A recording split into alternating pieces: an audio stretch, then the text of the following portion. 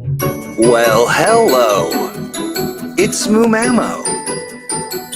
Coming to you every Monday, nearly, with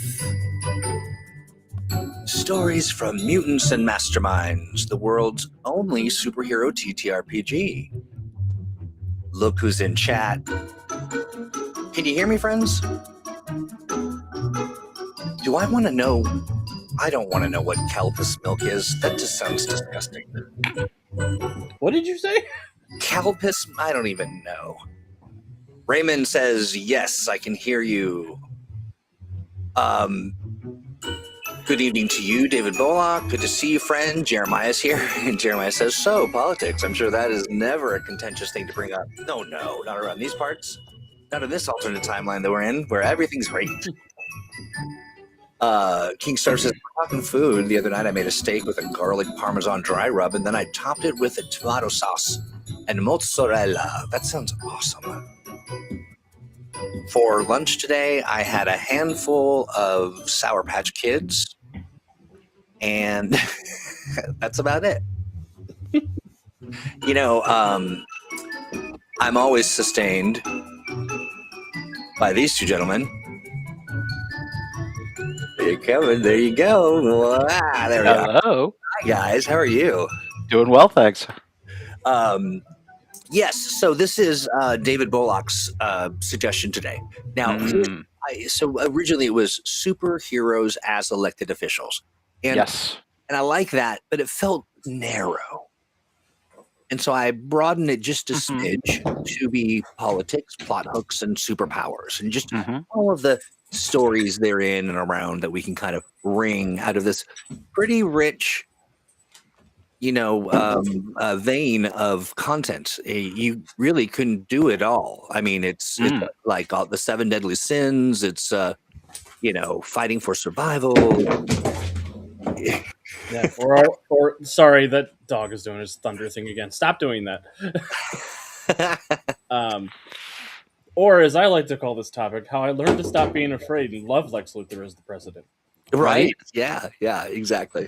And so one of the things, Jesus, sorry, I just skipped a groove there. So one of the things that I was thinking of in my past, I dabbled a little bit in the politics and supporting some folks, and, being a part of. And one of the tools that I've used was sort of it's called power mapping or resource mapping, but it's the idea you have the center of the spoke or the middle of the wheel is sort of the candidate, and then you sort of map out all of the various complications that they might have. And it seems to me like this is something that would be interesting and useful for both the GM and the player to kind of sit down and kind of map out. And it's even something interesting to do if it's not related to politics at all. It's kind of an interesting exercise to measure your influence and and sort of see who you've got around you in your camp and not in your camp, which, oftentimes is easier for politicians to figure out. Let's see. Kingstar said, if elected Grand Poobah of Moomamo, I promise more gravy and shenanigans. Nice. I love that. I'm one of those campaign promises. Right, yeah. Jeremiah also says, I've been planning a whole campaign with a political basis starting point, a law requiring superheroes essentially be licensed. Yeah. Okay. Let's get into it then. Let's talk about it. So when you're thinking about, hey, I see Taryn, good to see you, friend. When you were thinking about politics or reflecting back on the things that you've done in the past, what are some of the storylines that you've rolled out or managed? Or really anything really, but yeah. Yeah, I mean, I guess I haven't done a lot with elections or elected officials and the like, but one of the big grounding frameworks for the Titan City campaign setting is the Department of Monster Affairs, which is a federal agency that oversees how monsters coexist with society and what that entails, and following up with them and having elected representation to speak for their rights in rooms where they should be speaking, and lots of things like that. Plus, who can forget our wonderful political campaign for the government of Starhaven? Just going to mention that, yeah. That's one of the more enjoyable community endeavors. I mean, it was just so much fun. And you guys were Yeah. great characters. When Crystal was here as well, and you all ran for office. And who won? Was it Alex won? Did Alex win or? It was the faction I was representing. Yes, I right, like to think that Starhaven really won in the end, right. I Alex. think we all won. But yeah, this is interesting. This sort of reminds me a bit. King Starf mentions the idea that the government passes a law for supers Hmm. and privatizing it so that supers have to deal with corporations, and Sure. reminds me a bit of the boys. Yeah. I mean, well, the whole notion of the law, which in and of itself is political. I mean, Hmm. laws are set up by legislators who are elected. Um, and the superhero relationship with the law is oftentimes a sort of complex one, because on the one hand, presumably superheroes are looking to um, sort of uphold at least the spirit of the law, Yeah, catch crooks and wrongdoers and all that sort of thing.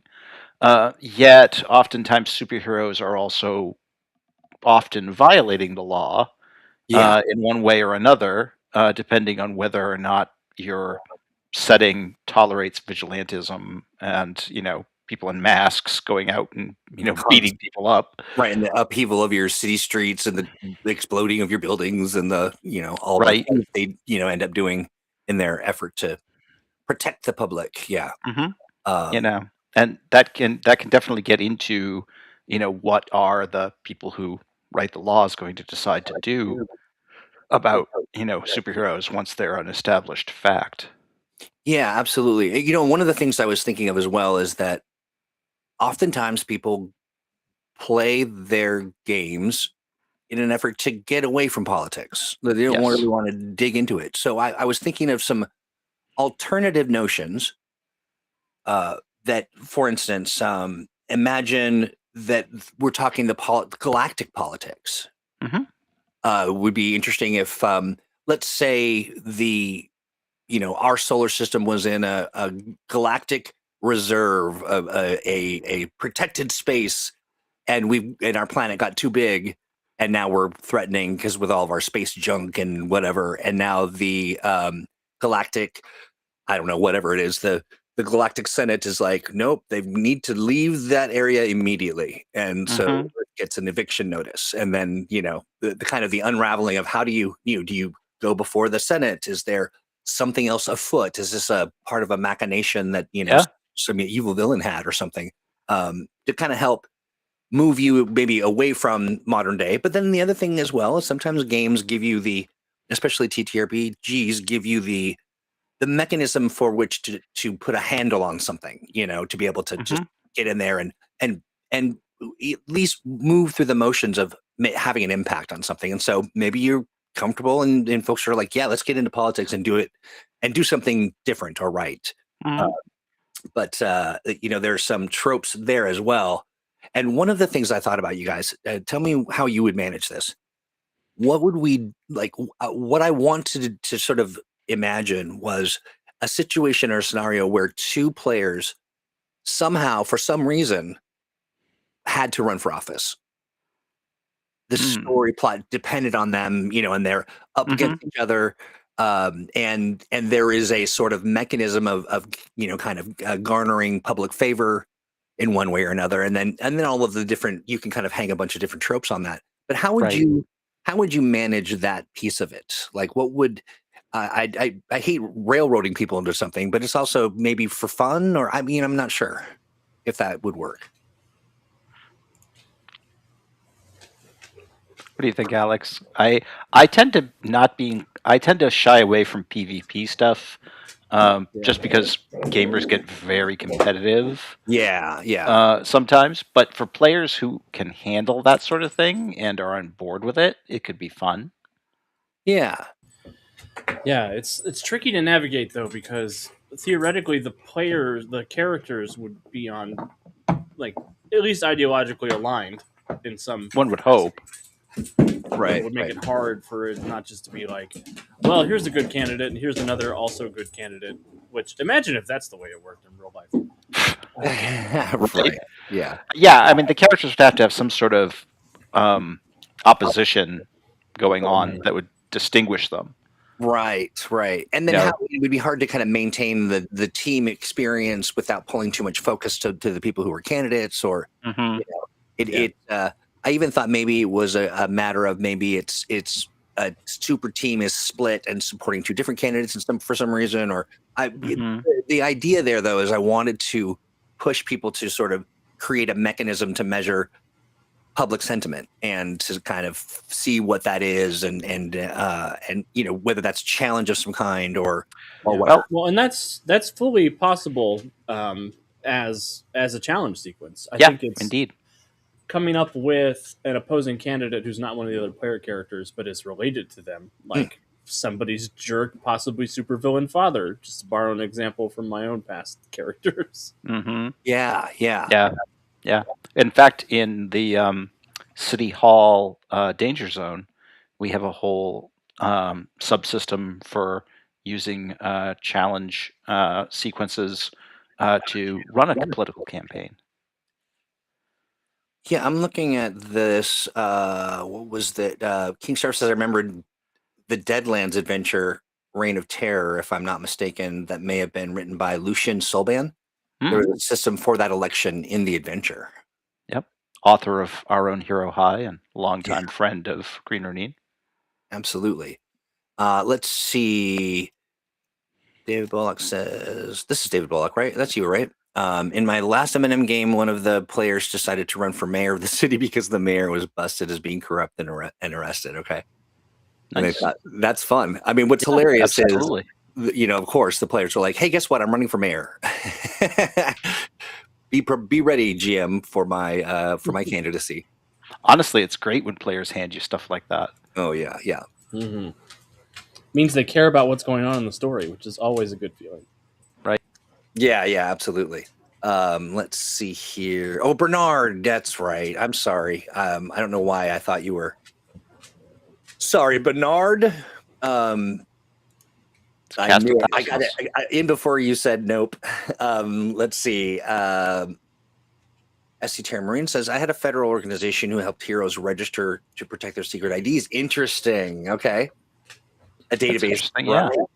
Yeah, that's a Wouldn't bit it- like the organization in Incredibles. right. Yeah. Yeah. And imagine if you were somebody who was, what if you were actively in office and you had to register your secret ID and people discovered that you were a villain? Hmm. You know, but a much beloved politician, but you know, just a dastardly person, you know, villain, you know, at night. That would be an interesting story plot.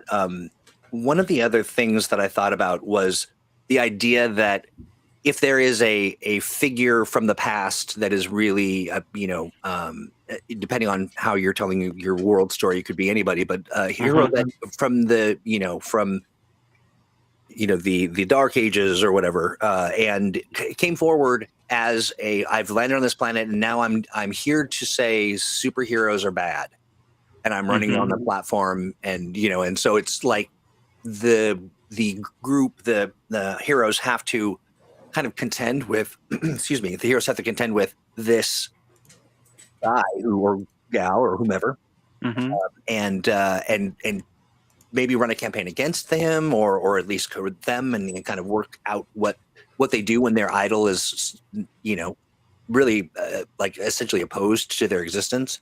hmm It'd be kind of a fun storyline to kind of Yeah. unravel. Let's see. Someone someone related, says Desmond. I once offhand dropped that in the last ballot in Bloodhaven. Roland Desmond had won due to a significant portion of the population voting Nightwing instead of other candidates. hmm Okay, Well, fun. that's always a fun, political subplot is when there's an attempt to recruit a character into political life, and you get somebody who's like a write-in campaign for one of the player characters, heroes, or an NPC hero, and no matter what the hero does, they can't convince. They refuse, and everybody's like, "Oh, they're so humble. See, they're perfect for this." Right. They refuse power. And no matter what they do, they can't dissuade people. And then it becomes the question of, is this a sincere write-in effort? And what does the hero do if they win?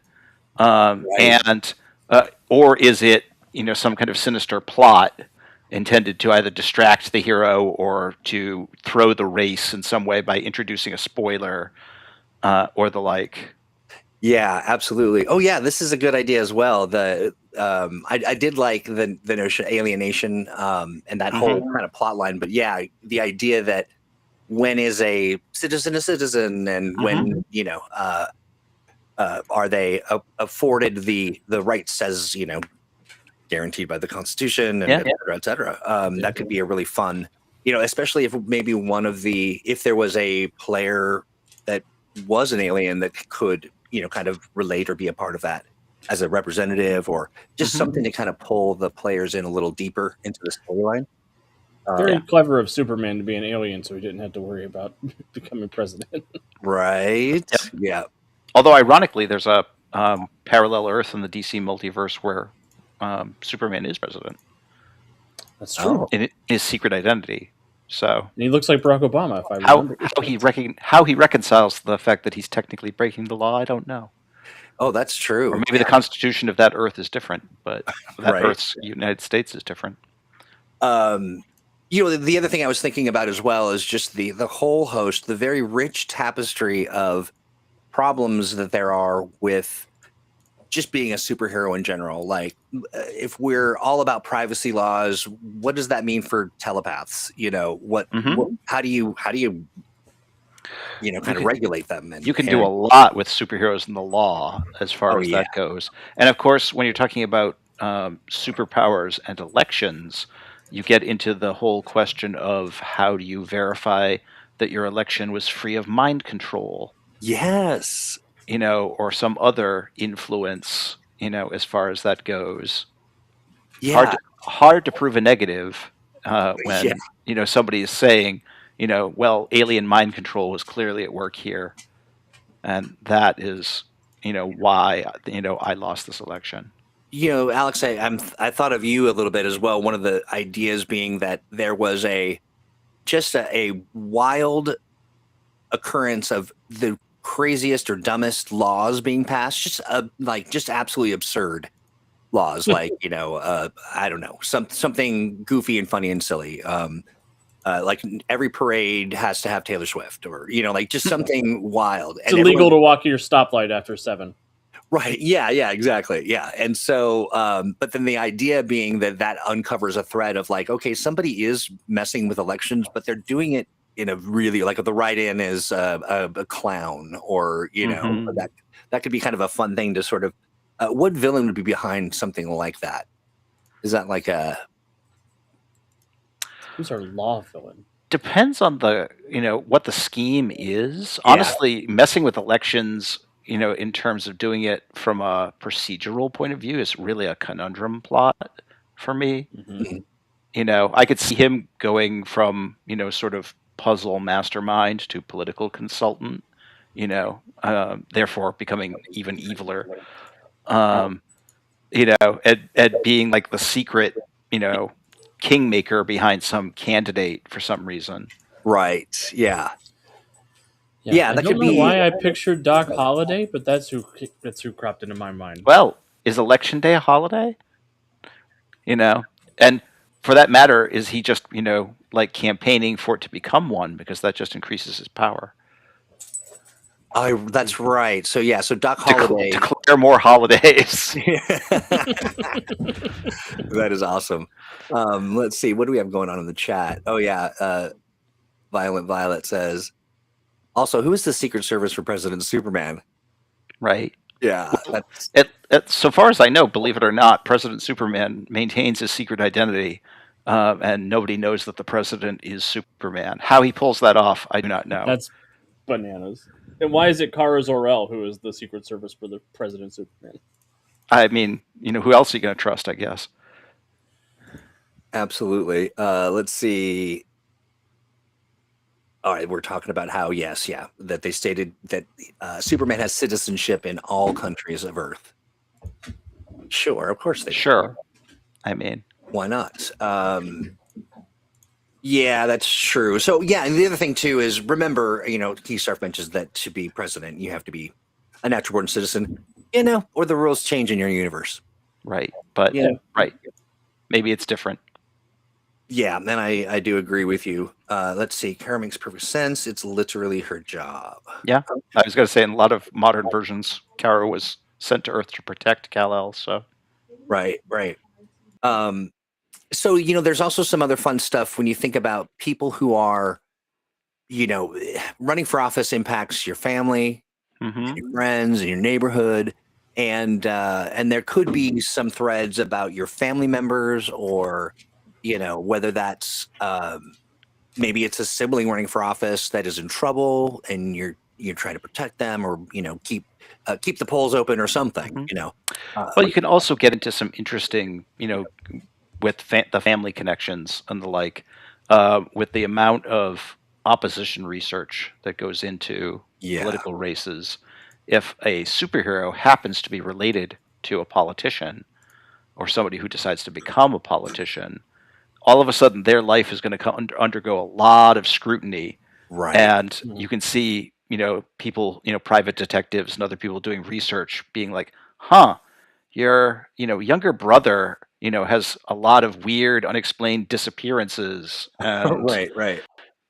we need to look further into this and find out what, he's obviously hiding something that might impact your campaign. And what do you do when they start getting really close to your secret identity? Right, right. Or they uncover your family may be evil or bad, or your Sure, father for that megalomaniac matter, that destroyed a planet or something. That'd be real bad PR for your campaign, I think. Um, I would imagine. Yeah. yeah. So let's see. Uh, I think that for me, when I think about the whole issue of politics, it can be a fun endeavor to just run for office and kind of manage that, and have some fun around that. But I'm a huge nerd. Um, hmm I wonder if there are other, like, looking to the galactic sort of intervention, or the hmm Earth is getting a notice. Are there some other sort of sideways ways to kind of get into politics, and the plot hooks that Oh, would really sure. support it? Yeah, what do you guys think? I mean, well, we've got any number of fictional countries, for one thing, Yes. and fictional places, which could have their own political systems. We haven't really explored in any depth what the politics of Ultima Thule looks like, for example, if anything. Maybe the Ultima are all, an anarchic collective and they don't even have any leaders. But, Right. it would be interesting to explore, what how does one become a counselor on Utopia? You know, um, Right. they have, elected officials of some sort. How does one get that position, and is there some sort of, political machinations involved? Right. Right. Uh, how about one where where the team lands on an alien planet? Maybe it's a crash landing or whatever, and they run into a culture that then suddenly reveres them as leaders, and they're hmm just sort of conscripted into being, uh, Sure. yeah, that'd be kind of an interesting, fun thing to play around with. What do you think, Alex? You're muted, my friend. Oh, Yeah, I think that's great stuff. I also love when people stumble across an election or something that's like ordinarily would be a good thing, but like it's I'm thinking of an example from Fallout where there's a vault you go into where you vote for the person who's going to be sacrificed to the machine at the end, and it's just the nastiest smear campaign. Like it's the biggest, least popularity contest of all time. So turning the election on its head, hmm and the heroes don't understand the context first. I think that's always fun. right. When you think about the mechanics of yeah, are you inclined to add a sort of a fun mechanic to this to help sort of move things along, or is it generally managed through kind of challenges, or It's sort of an interesting advanced challenge sequence where hmm there's obviously the campaigning and the light going on in the background, but there are multiple breaks in the rolls for the check sequence for scenes to take place. And this could be a check sequence that takes place in the background of your other adventures for quite some time. You can Mm-hmm. check in with it when it's relevant. You can have plot points popping up with it that can give you bonuses to, like, circumstance bonuses to the checks related to the check Yeah. Yep. sequence. Yeah, there's Yeah. I think that another aspect of the politics is when the heroes are sort of tangentially involved, where oftentimes politicians are likely to be supporting characters in a superhero game. The Right. heroes are probably going to get to know the mayor or the chief of police or Right. other sorts of elected or appointed officials. Um, and it gets to be an interesting situation when, uh, the heroes have gotten to know the mayor, and the mayor seems to be a good person, and is generally supportive of them, and they work well together. And then the mayor is up for re-election, and the mayor says, "Hey, I would love to have your endorsement."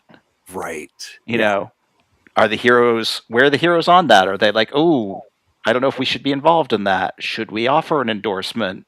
Can we be seen as in favor?" And then what happens if their guy loses? Right. And the Right. new mayor is like, "Huh? So things are going to change around here a little." Yeah, exactly. Yeah, and Jeremiah mentions reputation systems are important. Mm-hmm. Yeah, if you got a bad rep. Yeah. you know I mean, so it becomes an interesting thing when the heroes decide they should stay out of politics, or Right. that they need to be involved in politics in one way or another.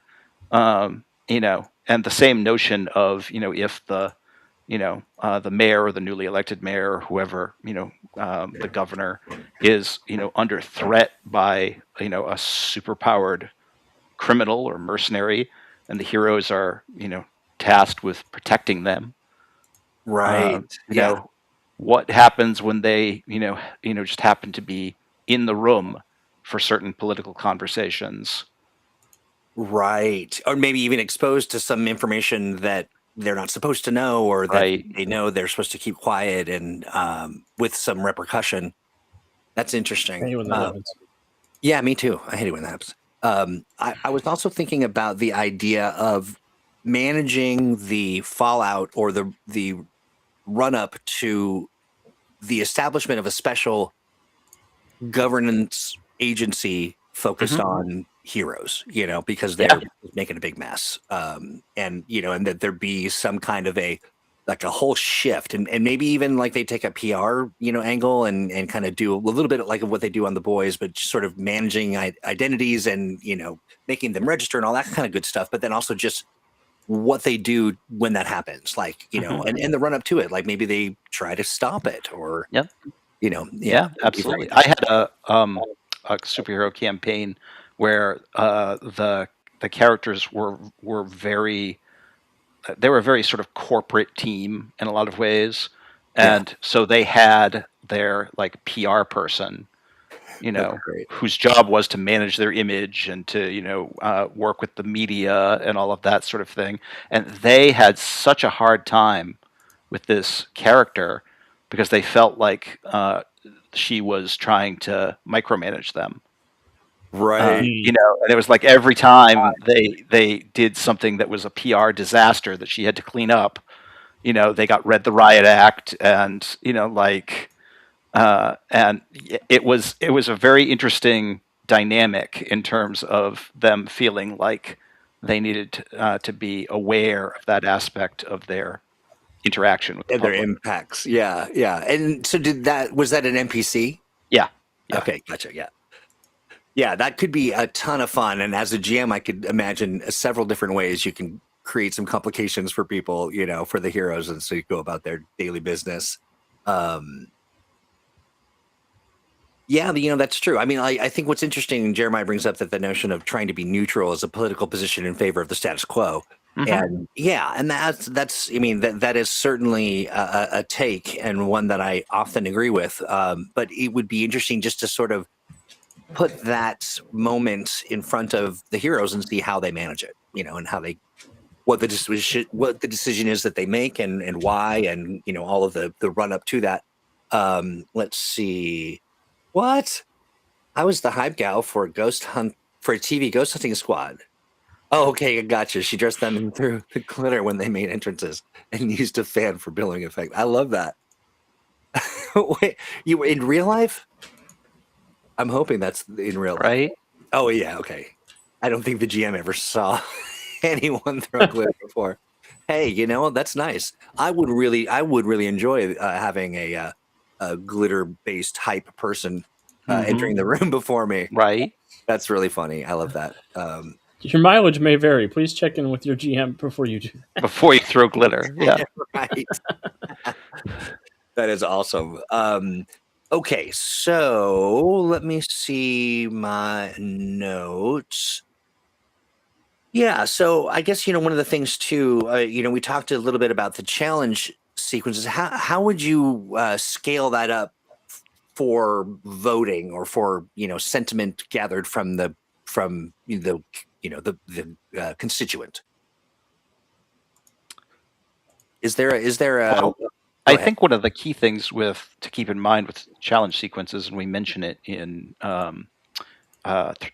danger zones, is that a challenge sequence can also take place over a long period of time. Mhm. And the intervals of the challenge sequence could be days, weeks, or even months long. Yeah. And you're building up degrees of success over a much longer period of time. And you could also extend out the amount of success that characters need to or can build up over that time in order to reflect a much more involved process. Yeah, I like that. I like that a lot. Um, there have been a couple mentions of other resources or storylines. Someone mentioned Atlantis and sort of reflecting Atlantis as Mhm. a city with all the problems of a bigger city, and all the challenges Mhm. and things of an urban environment and uh, All the treacherous relatives. all Right? the treacherous relatives. Yeah, exactly. And we talked about Starhaven, which is a great example. We Hmm. also talked about Mhm. the I think someone brought up I'll look for it later, but there was another sort of system for managing that kind of stuff. What are some other books that we could recommend from our own library that folks might take some inspiration from? Well, obviously, we've mentioned danger zones multiple times, That's and I think that would be one definite place to begin. Uh, what are the other good resources, Alex? I mean, Game Master's Guide gives you lots of Hmm. good breakdowns for various ways to build interesting scenes related to what's going on. Hmm. I think the thing to keep in mind when designing a political campaign like this is that's the set dressing, and it's up to you to find ways to superfy it. Like how can we take things that happen in a regular political campaign and then take them to like the extreme that would Oh, be I like found that. in the superhero Yep. universe? And like it's sort of like when I tell people writing Superman comics is easy. It's just he has to walk his dog like everybody else. It's just in the asteroid belt instead of on Right, Earth. exactly. He just walks his dog All around through the right. rings of Saturn. When Yeah. his I like that. in-laws visit, they come from the 30th century.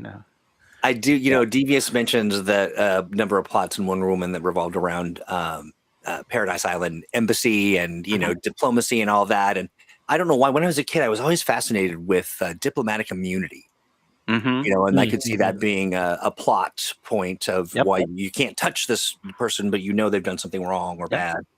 And Yeah. that creates an interesting dynamic. Diplomatic immunity is normally a supervillain thing, like Doctor Doom, Yeah, but it creates an interesting dilemma for a hero because diplomatic immunity says that we can't prosecute you for a crime. All we can do is deport you to your home country or wherever it is you're from. Which, if you're a hero and you're, you know, where you are, presumably you want to stay there. right. So, invoking your diplomatic immunity is just going to get you kicked out and no longer able to do the work you're trying to do.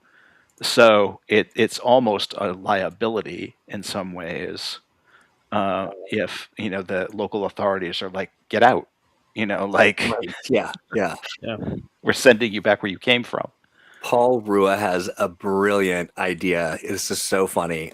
First of all, well, good morning, friend. I'm glad that you joined us. But Indeed. how about heroes and small government? You could run a local superhero team trying to do good in the community and base it on Parks and Rec. That, with the right group of players, that would be a hilarious game. Absolutely. So funny. What a great idea. I would like that. That would be a lot of fun. Yes, yeah, right. Miss Violent Violet says, "You've just inspired my mind controlling character to get diplomatic immunity by almost legit means." Mm-hmm. I like All that. legit means. Yeah. Say that again. I'm sorry, Alex. Almost legit means. Almost legit means. Yeah, exactly. Indeed. I love this. You know, another. This is along the same lines as mutant rights or that kind of struggle, but the notion of these previously non-sentient beings, like AI or whatever technology you've got, Sure. think of like Vision or, who there's just a host of, Yeah. of sort of heroes with that kind of background and that they, are fighting for rights. Well, you have a tremendous a number of additional sort of civil rights scenarios with superhero comics, from artificial life forms to aliens to magical beings to things Oh, from yeah. other dimensions, just to name a few. Um, even just the probate process of, well, you were dead, yeah, but I Right. got better. You know, God, that would suck. Oh, I mean, yeah. well, we gave away all your stuff, so That's sorry. right. Yeah. Oh, we lost Steve, and he's back. There we go. We lost you for a quick second. Yeah, just for a second there. Steve, that did remind me of a potential storyline of, debating personhood in front of legislature. When you've got a alternate reality mimic of yourself running around, or or your whole team, or a whole city, or something. That'd be really a fun kind of superhero courtroom drama. Sure, absolutely. I mean, I think that. I mean, ultimately, depending on kind of how you run this, it's there's a lot of decisions that are made in the courtroom that impact a lot of people, and it gets political real fast. He's adopted. I love that. Excellent. Okay, so things that, I mean, we talked lightly about sort of things to sort of worry about, things to be aware of, or the GM should be. One of the things that I liked that Jeremiah mentioned in chat was just that, much like, I mean, many aspects of politics are problematic and traumatic for people, and Indeed. so check-ins are important. And Yes. what are some other elements that we might want to, to be forewarned, just to be forearmed? Oh, there's so many pitfalls. Yeah, in this subject you were I discussing, think, especially today.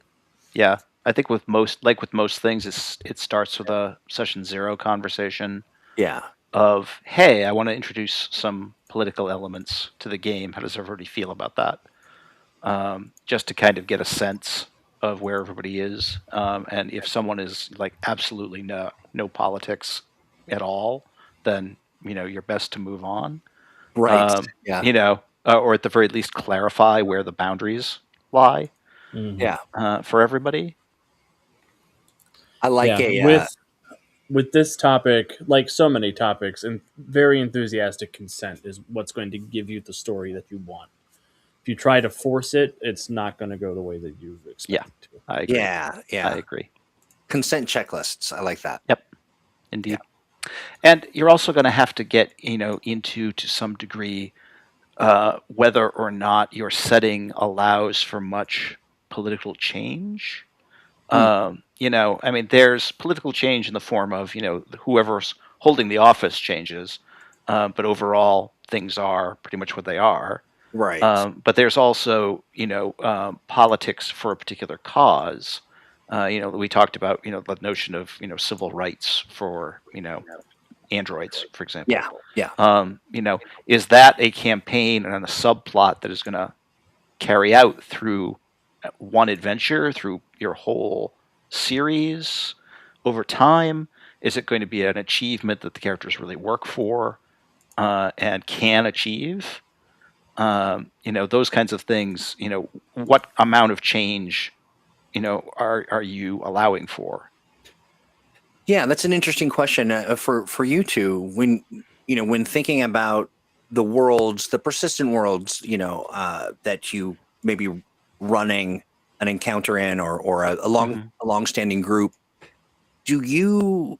How often do you offer up ground shaking, sort of groundbreaking tectonic shifts in the way that your world is? And maybe politics can really introduce a whole bunch of a host of bizarre or onerous or challenging, Hmm. but majorly changing sort of policies and laws and people. Do Yep. you are you often kind of opening that door so that players can really make a mark on the world, or how do you manage that? That's another one where I check in with the players. Some people want that to be a thing, and I'm always open to it. Like right now, the central conflict in the Guardians of Haven season I'm running right now is trying to depose Lady Lunar, so one of the player characters can become the Queen of the Moon Oh, instead of fun. Lady Lunar. Um, because everybody needs a murderous blood relative that overthrew the family. Right. That's Hamlet awesome. could be anything if you try hard enough. If you try hard enough, exactly, or it could be anywhere. Anywhere you Yeah. like. Yeah, yeah. Yeah. Um, I, so that's been fun, and there's been elements of like rallying resistance and some of the logistics of all that. But we also don't get super into the minutia of it all. We sort of hand wave some of it to get into right. the exciting, like this is a rebellion stuff. The Yeah. actual act of rebelling. Yeah, yeah, yeah. Yeah. Yeah. I tend to either, it tends to be one or the other for me. I tend to either shy away from that sort of thing, and have a setting that is overall fairly good, so Yeah. that the heroes are really more defending it than anything.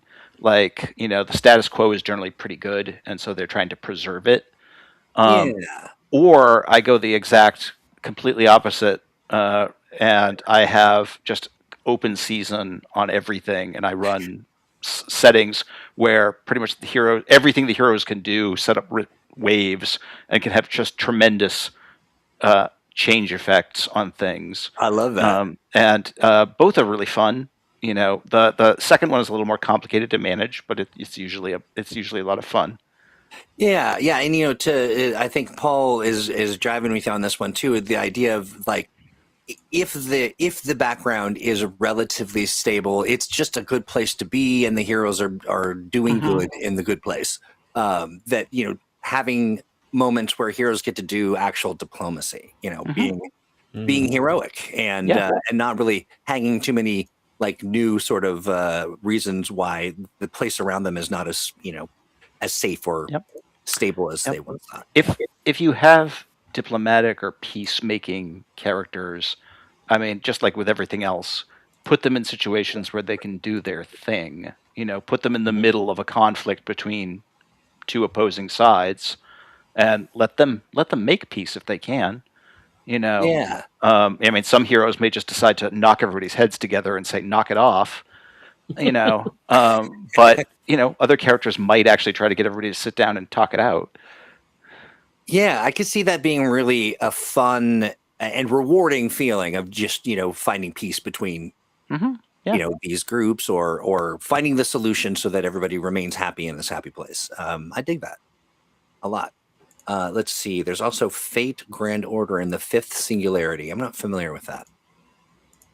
Thomas Edison summoned by mages. Sounds like the sequel to Hedwig and the Angry Inch. Right. Wait, what? I feel like this is some obscure manga or anime that I don't know Well, it about. is tempo, so I'm Right. betting you are right. Um, yeah, that's true. I think that this is true. I mean, I think it's true kind of both ways. I mean, if you Hmm. establish this world is up for, whatever, and, Yep. there's some decisions you make that will have big impacts, and that's just how you drive. But, Yeah. uh, but yeah, and also, again, I don't know what a better introduction is. It's a good story and it's fun, then it passes, Hmm. and Yep. so go hog wild or keep it fun. I mean, I think and correct me if you're experience differs, Alex, but I think for I think like a convention game, you try to put the high concept in the description so that Mhm. if this is going to be a political adventure in some way, the players know what they're signing up for. Yeah, I mean, you do your best, right? Right. I ran a Dungeon Crawler Carl game at Yukon last November, and somebody signed up because they thought it was Dungeon Crawler Class or Dungeon Crawl Classic because Classics. they didn't Oh, they read get a their. very different experience than they were planning. Yes, they had never read the book before. They didn't know the vibe, but they had a good time. They had fun. Oh, there you go. So I Adrian, put a lot of faith in the ability of people to read and comprehend information for somebody who doesn't think people do that very much. yeah, I do too. Actually, Hmm. I do think that at times we help people be a little helpless when like they don't read the instructions well because Hmm. we kind of push that. But Adrian says, "Hi folks, how about spatial politics? Do you treat them equally? Do you mean politics in space or the politics of moving through a space? Like, for Mm. instance, I'm just a gaseous cloud. Mm. Right. Politics and spatial politics Which we here." will not allow in this country. When I'm president, everybody will be required to be embodied. That's horrible. I wonder how I'd have Right. to do that. Maybe just a suit of some kind of suit I'd fill. Yeah. So let us know, Adrian, if you're talking about the politics of being out in Of space and the outer other space. governmental. Oh yeah, yeah. When we touched on that a little bit earlier, but the idea of diplomatic Hmm. missions, or I landed on a planet and now they all think I'm their god, or Right. all kinds of stuff. But let me Yeah. know if you mean by volume or by how many stars are in the sky. Awesome. uh yeah, that's the it does seem to me, when you look back on all of our uh the media that we have supporting sort of superheroes and the different Hmm. stories that are told, there's really not any that get away with not having conversations about politics in some regard.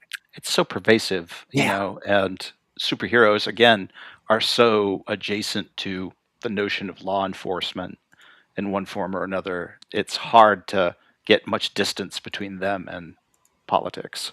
Yeah, yeah, absolutely. Paul says equal votes for space whales, fart clouds, and sentient shades of the color blue. Wait a minute. Hmm. Is that a pejorative? Are you talking about me? Am I the fart cloud? You're the um, color blue.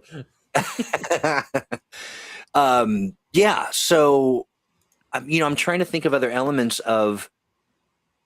I mean, there's just so many different ways to go, but they're, generally Hmm. speaking, it's check with their players, make sure they're cool with it, and tell a good story that, Hmm. that isn't Yeah. too dramatic. Yeah. I mean, you can definitely play around with uh, the notion that um, politicians or people in political authority are also walking a difficult line dealing with superheroes. You get that sort of scenario where instead of the overt relationship, a political person like a mayor, for example, is working with the heroes, but not officially working with the heroes. And Right. there's a certain degree of I'm going to look the other way, and I'm going to make sure that you get slipped information that might be useful to you, but I can't acknowledge that we have any kind of official Connect. interaction. Yeah. Yeah. And that can also be a really interesting relationship to play around with, especially when the mayor's political enemies decide to use it against them, for example, and the heroes all of a sudden become a liability. Yeah.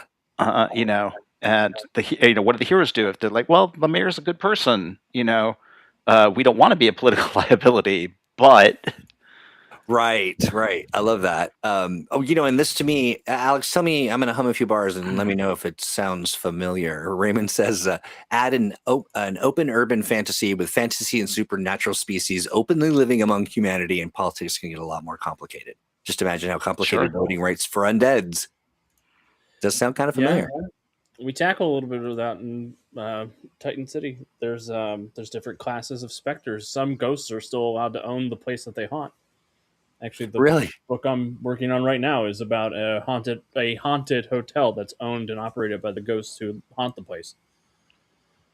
That's pretty great. Yeah, Yeah, yeah. they've turned And it into their own tourist destination, and also int- a murder happens, and it becomes: did a ghost do this? Did a human do this to make it look like a ghost did this? Is it a Mhm. reverse Scooby Doo mystery? Like, right. I love that. Yeah, and throw in some moral dilemma, and you're cooking. I like it. Yeah. Oh yeah, this is very interesting. Yeah, it's easy. Tax them by differences, and all the fights will be about that. That's always a fun conversation to have. Like, what is our super mission today? Taxes. Mhm. no, why Right, is this right. happening to me? And I think this is true. Paul mentions that it doesn't have to be super detailed and crunchy. You don't have to run the whole legislative process. I agree. Where, the high notes and the things. Yeah, I agree. I think it's also interesting to play around with.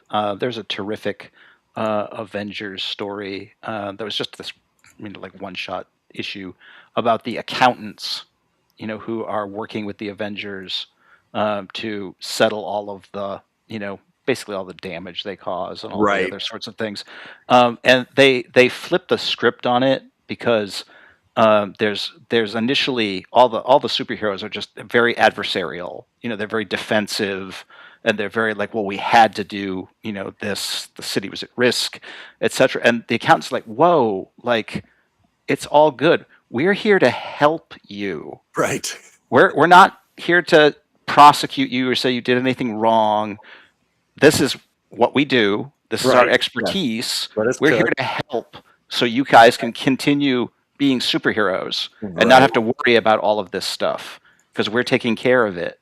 I do love those moments where the behind the scenes stuff is exposed in a fun way. I really do like that. It's a great notion of just sort of the political machinery being there to help the heroes rather than cause them problems. Right. Yeah, I dig that. And that is, that is a choice. And I always in my mind, I'm like, what horrible things can be, but I think it's an interesting sort of establishing your relationships or connections with political people in a productive way. That's fun. I like that a lot. Well, gents, we are looking at, about 10 minutes left. And I wanted to jump over to the Kickstarter because it's looking. Yeah, we got all sorts of Kickstarter news today too. We really do. Tons and tons and tons of good stuff. Let me get to that page. So close to 165. So close to 165. Yeah, so we're 164,879. That's from 1,864 backers. We have 9 days left. This is the closing stretch. So if you have yet to get in there and get to backing, you want to do that. Let me drop a link in the chat real quick. Just over a week to go. Yeah, and so the updates. So this is the week 3 patrols, more add-ons, M&M 3 coming to Foundry and more. What? Yes. That's a bunch of stuff. A whole bunch of stuff. Okay, so we're on the road to the last thing we did was we just Blackheart. Blackheart. Right. Yeah. We just unlocked the 2 adventures. Lost Library is the second one. And then we're headed towards Alternate Archetypes 2. Yep. Which is great. So and then we've also got the matchup number 7, Into the Doom Room. That's awesome. It's a free PDF that you can pick up on head over to the link I dropped in chat. And that's a great opportunity to take all of the archetypes that we've done in all of the other matchups. And if you want to play out Doom Room scenarios with the different heroes or even set up the different villains as, like robotic holographic versions in the Doom Room for training purposes and things like that. You can play out all kinds of different encounters that way to kind of, take the rules for a test drive. Fantastic. I love it. A lot of free goodies for you. And then, of course, you want to, after you're back it, you want to jump over to the think tank, the Atomic Think Tank, and talk about all the 4E goodness. And one of the big announcements is that our buddies at Immersive Realms Gaming, they're bringing 3rd edition to Foundry, and in the future, 4th edition as well. They're going to be doing a campaign, and you can sign up to be notified. Video here in just a minute. But I mean, that's a lot of stuff. Yeah. Well, and more add-ons. and more add-ons. Yeah. Yeah. If that weren't enough, we have the special edition will have 2 options available. Okay, Well- so you can add a deck of power effect cards or the special edition and the special edition Heroes Handbook. Yep. And look at that. Yeah. So this is not technically 2 different versions of the special edition. It's that the special edition will have that red and gold foil cover, Oh, I and see. it will have that wraparound dust jacket with Sean's cover art on it. Gorgeous. That will go over it. So you'll have both the special edition and the dust jacket, which is a great combo. I really think I just love having that art completely unobscured. Yeah, me too. And I also just Yeah. love that treatment on the cover. That is so cool looking. I love a gold foil. Right. Lovely. And then the power effect cards, will be a 72 card deck, which has all M&M 4th edition power effects on handy tarot size card. Cool. Which are great for just reference and gameplay. Super fun. Love that. And oh yeah. Oh, I mentioned this, that we have got, head on over to the Atomic Think Tank to join the Cape and Cal Club. If you are looking for more, you are an M&M fan of the highest order, and you like the idea of hanging out with other M&M fans and really getting into it. So like this coming Friday, we've got a workshop. I do believe it's this Friday, isn't it? Let me double check. Oh, it's the 27th. Sorry. Is that right? That's That okay. is this Friday. Jeez, this month is almost over. What? I know, right? Crazy. But yeah, so we have our workshop meeting. This workshop session, this cohort is going to be focused on building opportunities and on-ramps for people to become GMs. And we'll do trainings and we'll do workshops with the public and we'll do all kinds of really fun stuff, but it's coordinated by the Cape and Cal Club. The project from workshop was, what was it called? The Pinewood Project. Pinewood, thank you. I was like, Pearlwood? Pipewood? No. Yeah, the Pinewood Project. I wasn't sure if you were making a joke or not. No, I was not. My mind just went totally blank. But yeah, and that was kind of a designer developer boot camp for TTRPGs. They went through the whole process from start to finish. And so these are big projects that really leave an impact and kind of are exciting and fun. And I'm really, really looking forward to this workshop. And I think that the idea of what can we do to get more people to GM is such a fun question to answer because there's so much to do. Yeah. And much of it is playing the game. I love that. Yes, make more GMs to run more games for me, says Ms. Indeed. Let's see here. What else do we have to talk about? We just had a lovely actual play. Speaking of, yes, indeed. Which I assume folks can now watch on demand. They can indeed. It was Love is in the Arrow 2. And you, Alex, were the GM for that, and we had our Cape and Cal pals as and honored VIP guests as sort of the folks, and it was really fun. Yeah, there were quite many Bow folk. They had a good time. Accents didn't finish the story because that's just who I am. Right. Yeah. I have a deficiency.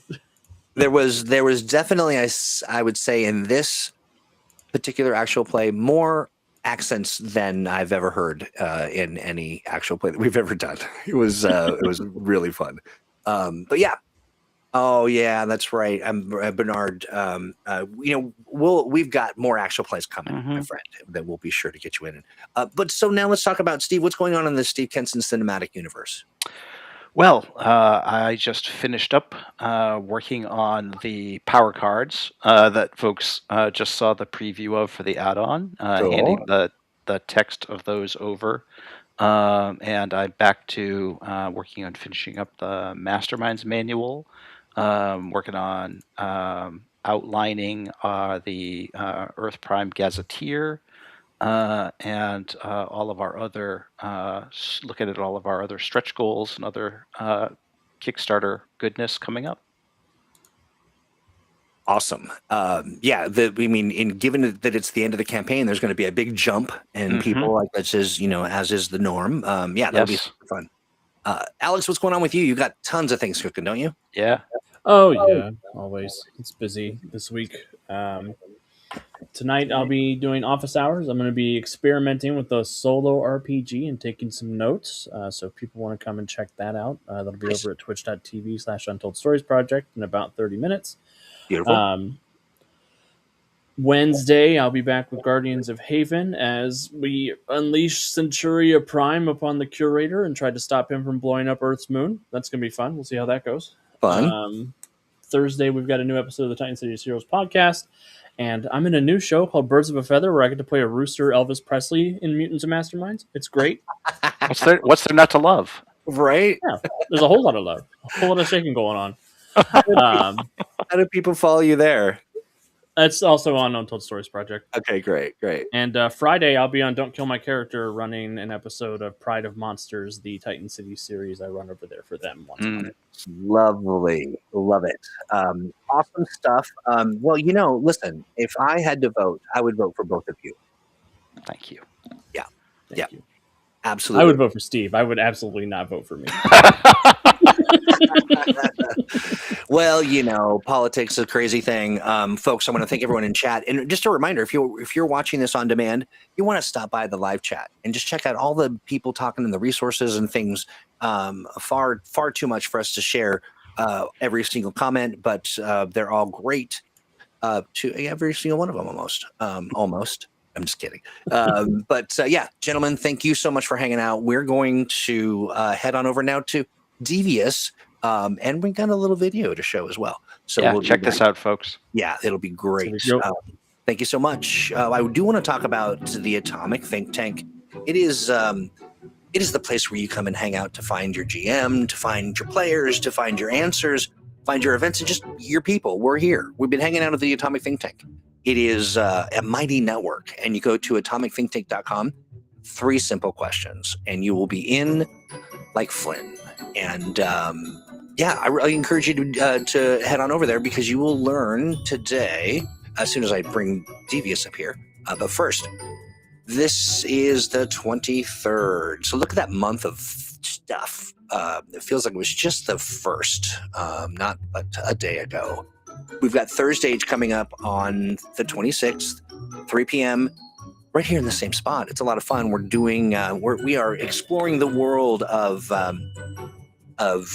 don't think we named the planet yet, but a giant dragon's crashed into a planet, and it's, eons of destruction, and now is it dead? Is it alive? People have built capital cities in its mouth and on its back, and wild story. And we're working with chat to kind of flesh out all the details, and we've decided to apply Sage, the simple adventure game engine, and we'll bring.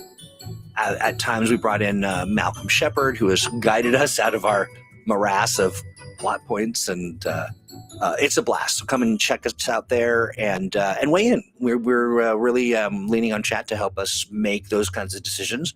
Then that night is Katank with Troy. So come hang out with me and a bunch of other wonderful ne'er-do-wells where we do all kinds of ne'er-do-welly stuff. But let's do this. Where are you? Hey, buddy. I am here. Howdy. How's it going? It's going so good. How are you doing?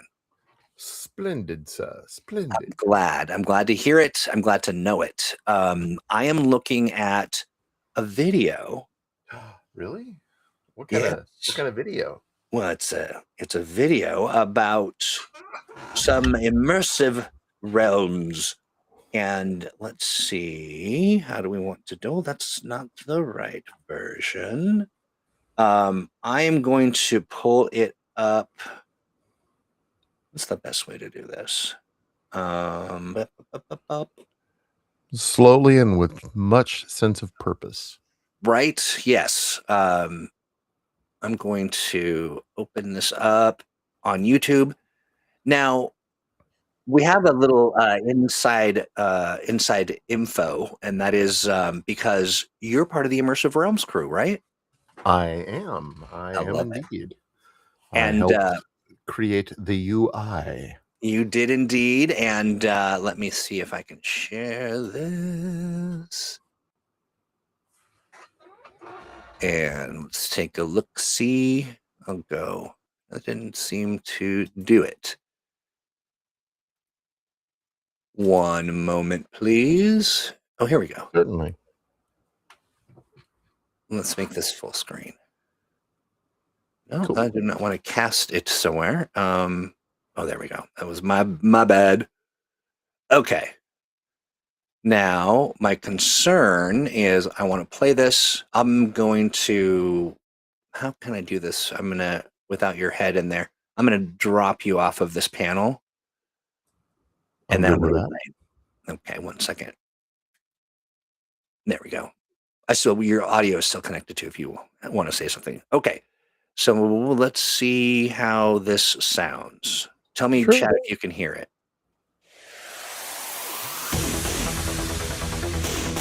Can you hear it?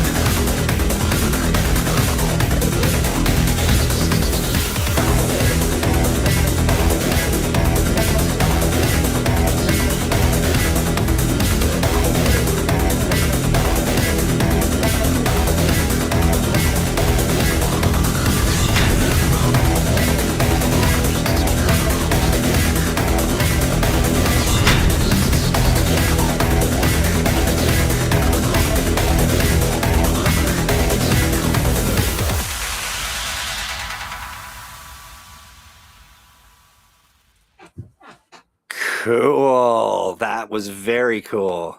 Yeah. Super fun. And so are you so we announced that on the Kickstarter campaign, and of course sharing it now with everybody as well. Let me put your camera back on. There you go. Audio only. Okay, there we go. You should say something for me. I'm saying something for you. Yeah, you know, it's fun. Violent Violet says, "This is stressing me out. I only click this fast to close ads." Yeah, it's like super fun. As soon as the video started, an ad popped up, and I'm like, no. Oh no, it did. That's yeah. Oh But boy. that's okay. I've put the link for the backer kit into the chat. You can go there and watch the video to your heart's content. It's also Absolutely. on YouTube, so you can pull it up and take a look and see what we're all about.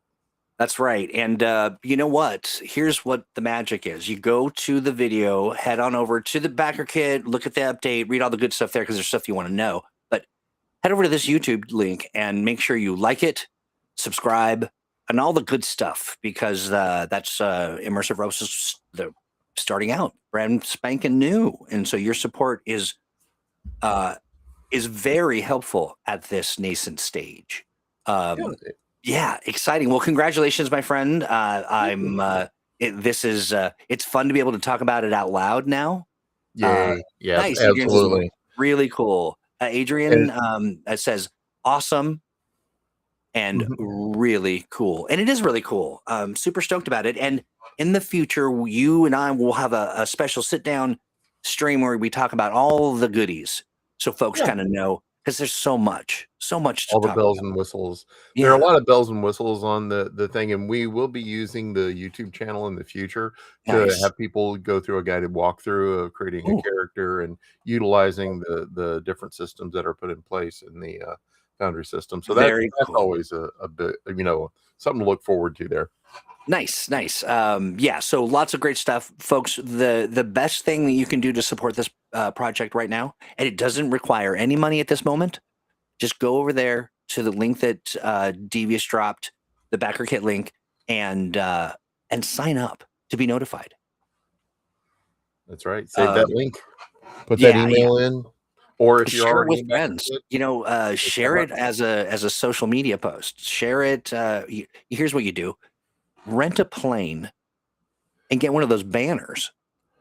I just think skywriting would probably be if somebody could actually like skywrite out the web link address. That would be awesome. www.backerfoot. What's that? Yeah, Backerfoot. Nice. Already done. So it looks like Bernard has already commandeered a plane and is riding in the sky as we speak. Nice. Leave it to Bernard. All right. Yes. But so this segment is really what's in the tank, and it's it's a deep dive into all. Going to make me do my job. Oh, man. Tell us all about it, my friend. What is in the tank this week? What we have this week going on is, well, first of all, there's the Kickstarter, and this as you guys, just said, it's above this level now. When I did this was earlier in the day.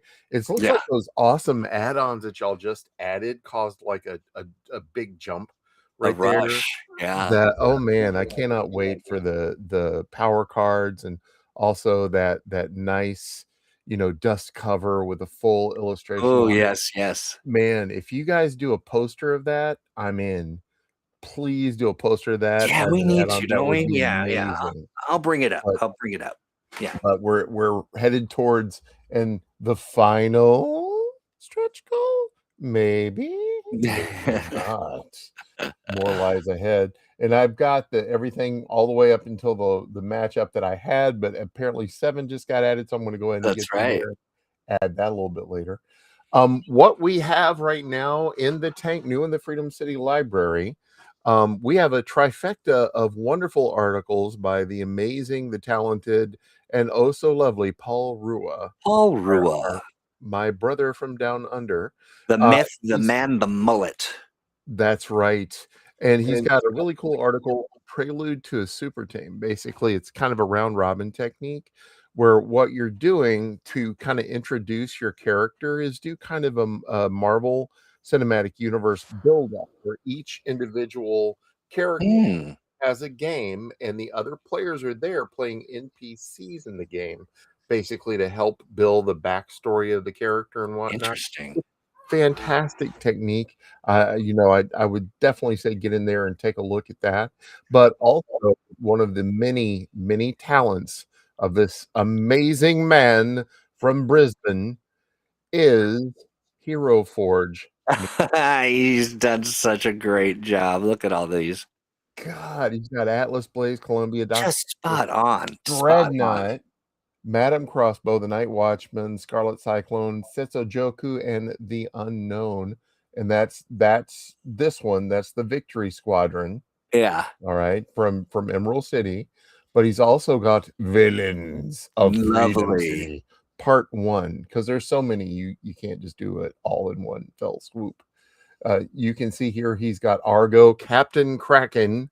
Oh my gosh. Curator. I love the Captain Kraken. The Captain Kraken is amazing. Fearmaster 2, the Green Man. The Green Man looks rad.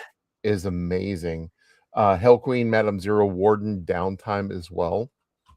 Now, Also, I did put in, and all this is not a full article. All this is a link to some of the previous articles I've done on politics and whatnot. Nice.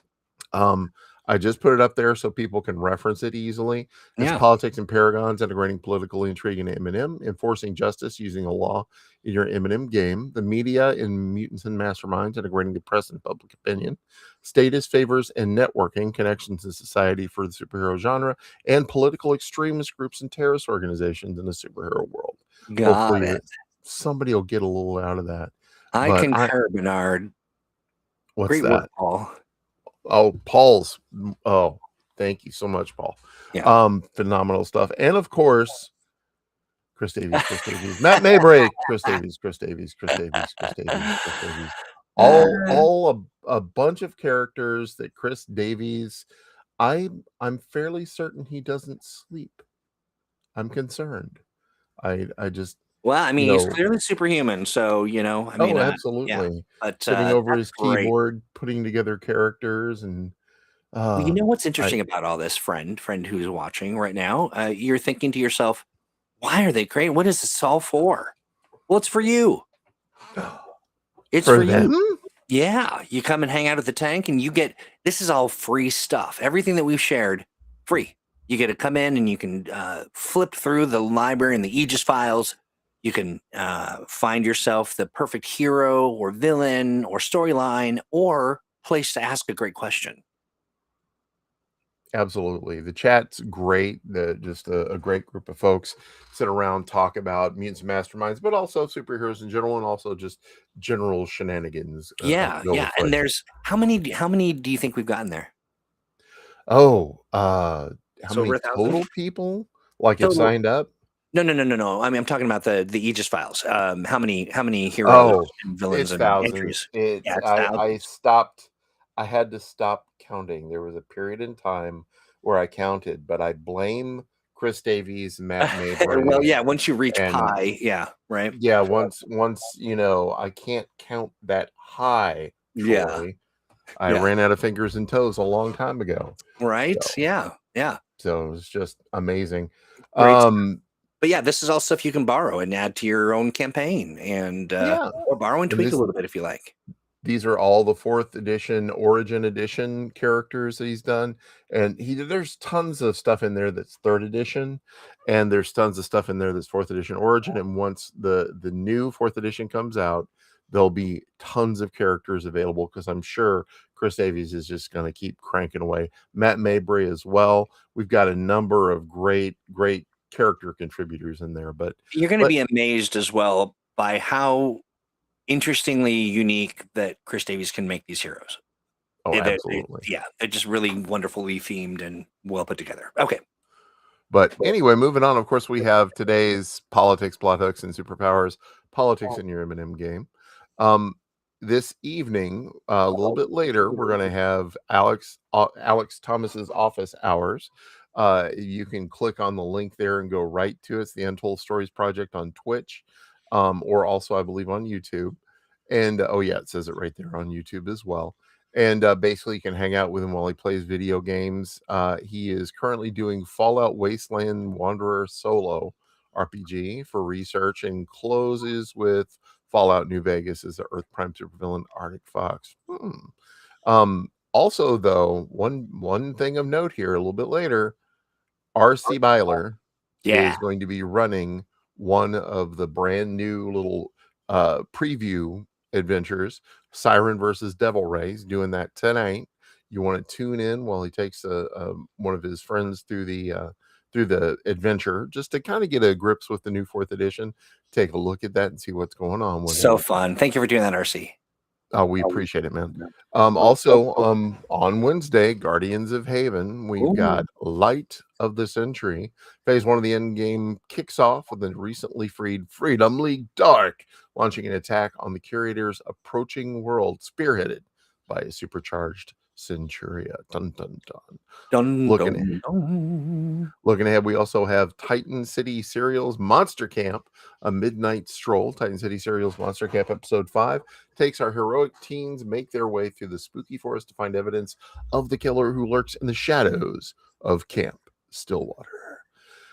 But birds of a feather. Look at this crew. This is Look so at funny. look at this crew. I mean, Aunt Puppy is running a marvelous game where Alex gets to play Elvis Pexley. Oh my Not at goodness. all an Elvis Presley ish character. No, not at all. He's a crooning rooster. And just look at this I love assembly, folks. Alex's face. It's so It, great. big bright smiley face. Absolutely.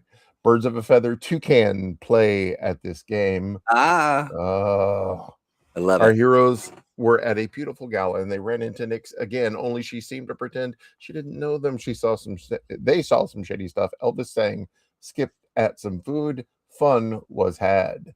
And Golden Squad next Monday. Oh, coming this up is such a for good us. one too, folks. I really recommend it. I recommend all these, Yeah. but yeah, the Golden Squad's a lot of fun.